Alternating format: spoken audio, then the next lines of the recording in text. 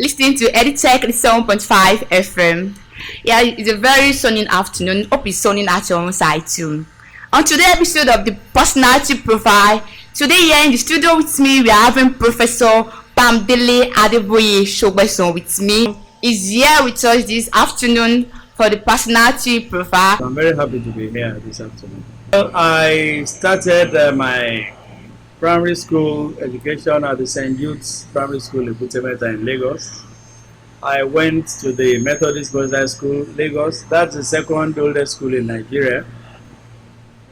From there, I had a short stint, higher school sat at the Adeola Odutola College here in Ijebu-Ode. Okay.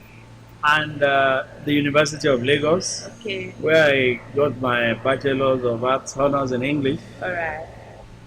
I joined the then Ogun State College of Education, shall I say accidentally. You know, you graduate, you go for youth service, Yes. and you want that job in the Central Bank or NNPC. But while waiting, I just came here and I fell in love with teaching. Wow, that's interesting, sir. So, sir, we are aware of your inaugural lecture. So, sir, what can you just tell us about what is inaugural lecture all about? And then what's the impact of your inaugural lecture in the educational setting, sir? Thank you very much. You're welcome, sir. Now, academics go to school, they bag a lot of degrees, they write papers, they contribute to learning. They do community service, Okay. they do researches, Okay. but does it end like that? No, After sir. putting in so many years, what does society have to benefit from it? So the inaugural lecture is, if you like, a way of showcasing or accounting for what you have contributed to scholarship. Okay. All this year you've been there, going through the ranks, amassing all the experiences. The inaugural lecture is an opportunity for you to kind of inaugurate yourself. You have become a professor. Show the world what you profess. Is that like a give back? Like a give back? Like, it's like, are you trying to give back to the educational setting, to the Yes. environment, to the society at large? Yes, it's like being academically accountable. You know, like you've been given a lot of money to do business with. Yes. One day you need to come back and give account. So you are giving back account of what you have gathered, your achievements so far for the year, Precisely. to the environment, the society at large. Precisely. Wow. Which means an inaugural lecture is supposed to inform the community about the academic journey and possibly proper solutions to identify problems. That's good. So, sir, what about the part like the inaugural lecture? What is the impact on the educational setting? You already telling us here that you are giving back, but like the lecture itself, what is the impact, the importance of it in the educational setting, sir? Well, in the academic world, Yes, sir. information is key. Yes. And well, now is what we call the fourth industrial revolution, which is a knowledge revolution. Knowledge is basic to everything. And what you have to showcase as a professor is the amount of knowledge that you have attained. And that's why when a professor comes to give an inaugural lecture, it's like you are pontificating. It's like when the Pope addresses. You know, usually you don't ask questions after. Yes. So it's like you come up with a position which has in it some authority, which behoves on you as a professor to ensure that what you are given are not just imaginary. It behoves on you as a professor to ensure that the information you are giving are well researched, they are plausible, they are realistic, they are generalizable, and they apply to so many things. They can help solve problems around you. So your duty in the inaugural lecture is actually to offer ways to proper solutions to identified academic and social problems around you. All right, thank you very much, sir. You're Sir, welcome. when I was reading your profile, I was very, very impressed.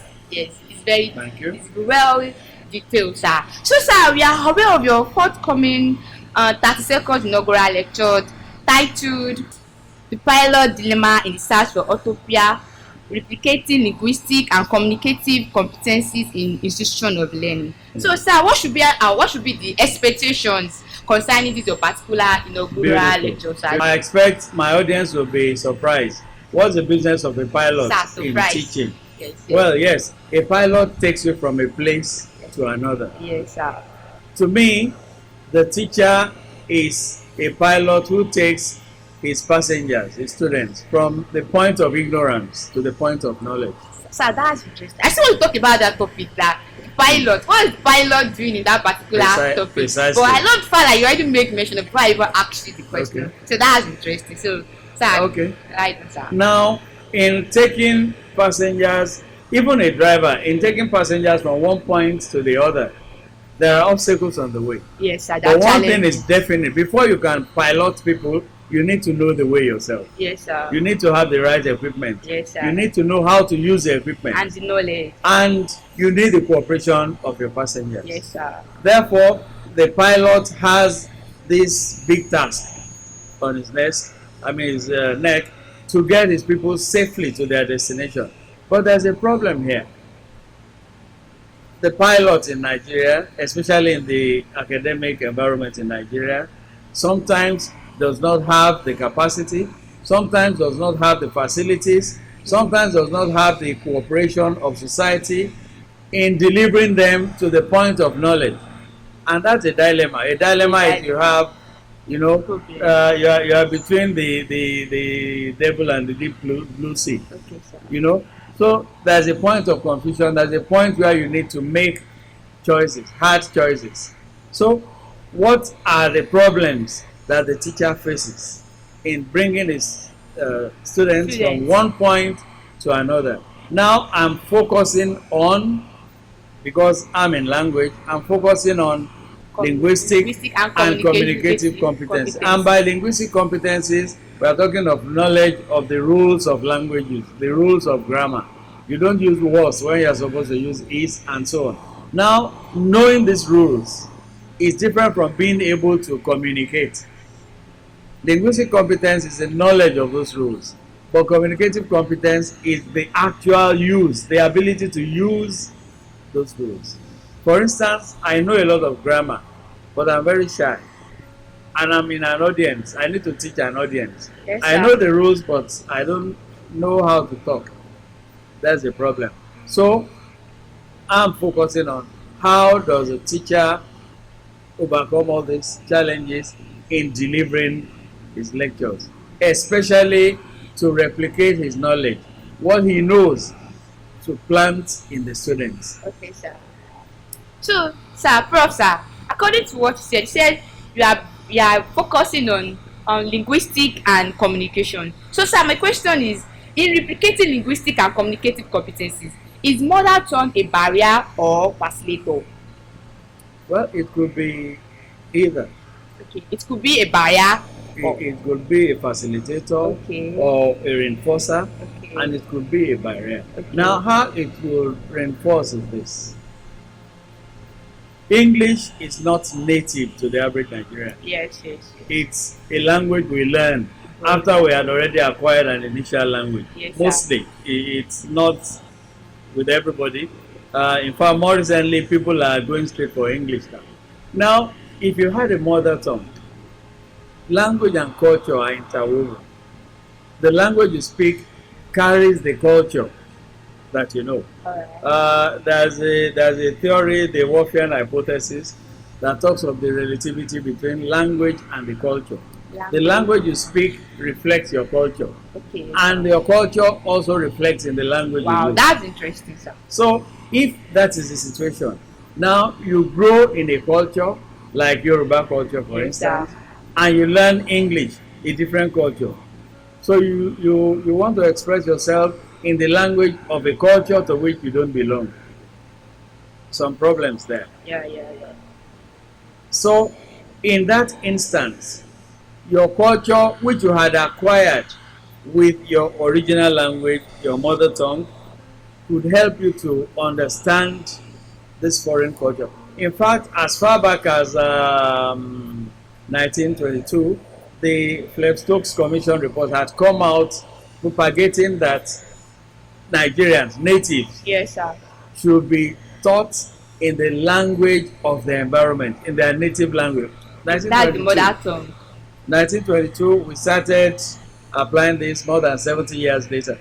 Now, the essence is that it will enable us to better understand our culture and to better locate ourselves in the global world. All right, sir. Okay? Yes, sir. So like now, you said the mother tongue, it could be a facilitator and it could also be a barrier. Okay? Now, where it could become a A barrier, barrier, is yes, sir. this. That's what I want to ask, sir. Now, assume I'm from Ogbomoso, Yes, sir. and I say things like shooting. When I mean shooting, I do this to my students in class. I dictate some words to them and I ask them to write. And I ask them to read out what they have written. Especially, I say something like suit. And some students will write S-O-O-T, some will write S-U-I-T, and so on. And I say, no, you don't know how to shoot a ball. Now, if I'm from that part of the world where we don't pronounce that sound, then there's a problem. Shout. Okay? Yes, Or sir. somebody wants to go to the zoo instead of the zoo. Zoo. Now it's going to affect pronunciation. So that's where the mother And tongue. in some other areas too, like in Yoruba culture, for instance, you don't refer to a superior using third person singular. You don't say he for your father, for instance. Abi? You Yes, say sir. something like awon Àwọn. instead of ohun. And with that cultural basis, you now transfer that to English, and you now say they are calling you when you mean he's calling you. you. Now that could be, a source barrier. of problem, and these are the things that have to be holistically, imputed in the teaching. All right, sir. Thanks so much, sir. All right, thanks so much, sir. So, sir, as a prof, sir, and with your experience in the academic field, so what's your advice to the academic staff concerning this your inaugural lecture? There's this saying that primary school teachers love their children. Their children are their pupils. That people's, yes, Secondary school teachers love their subjects. they want to put effort in their subjects. And university lecturers love their CVs. That what? They love their curriculum vitae. Okay, yes. In other words, it's like a fact that everybody wants to build a very rich CV. And there's a price for that. yes, You are not loving your student. You are probably not even loving your subject enough. You are just loving, which sounds self-centered to me. All right, So sir. I will advise that we look outwards more while enriching our CVs. We also look at ways of enriching our students, Our students. and of course of loving them. I mean, showing care for them. All right, sir. Nurturing them the way they should be nurtured, Okay. including scolding them when they need to be scolded. Like I spread can the tell you, word and I was spread the chairman student disciplinary committee here for about 10 years, so I know there's a need to scold Yeah. many times. Yes, sir. So all this I will advise it to be done properly. All right, sir. Thanks so much, sir. I feel like you are talking to me as a person. Oh. Thanks so much, sir.